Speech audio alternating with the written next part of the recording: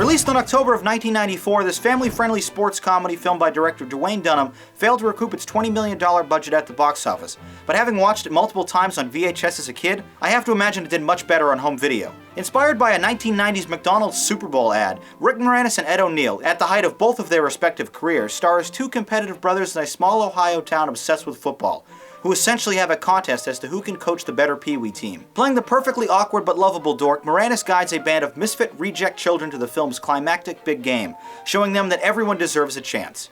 O'Neill is terrific at balancing the stereotypical bad guy traits with the charming uncle and brother side of his character. Long before safety concerns and regulations exposed youth sports as dangerous, this 106-minute film paints a nostalgic look at team spirit, football, and the classic American community. The basic exposition is overtly spoon-fed to the audience, with O'Neill speeding away in a shiny new sports car with boastful vanity plates. Because if it wasn't clear already, he's a big hotshot and there's no way his hand-picked team will lose to Moranis' ragtag team of goofy little kids. The featured child actors are all adorable and undeniably entertaining.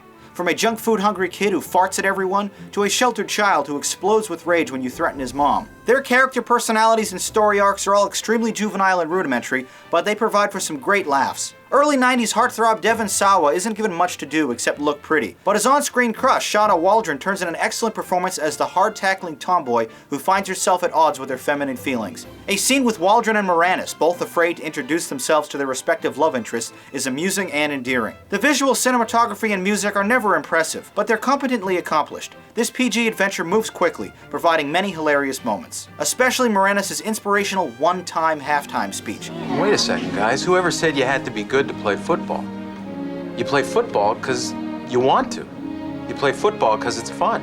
You play football so you can go out there and pretend that you're Joe Montana throwing a touchdown pass or Emmitt Smith going for a long run. And even if those Cowboys are better than you guys, even if they beat you 99 times out of 100, that still leaves one time. One time. Yeah. One time. Or a montage featuring all of the little giants psyching themselves up the night before the big game. A second act cameo sequence by John Madden, Emmitt Smith, and other NFL legends is interesting enough, but feels especially out of place and forced, and honestly most kids probably won't know who they are anyway. And other background characters like O'Neill's assistant coach or two elderly men who bet on the Pee Wee contest are completely dropped from the script halfway through. These issues aren't likely to detract from any enjoyment, but they're a sign of poor execution and the film's directorial change midway during shooting. The sensationalized story is a great time for the entire family, and one I'll have no problem watching with my kids someday. Little Giants, classic family comedy, supremely memorable. That was my review, now let's read some of yours from the YouTube comments.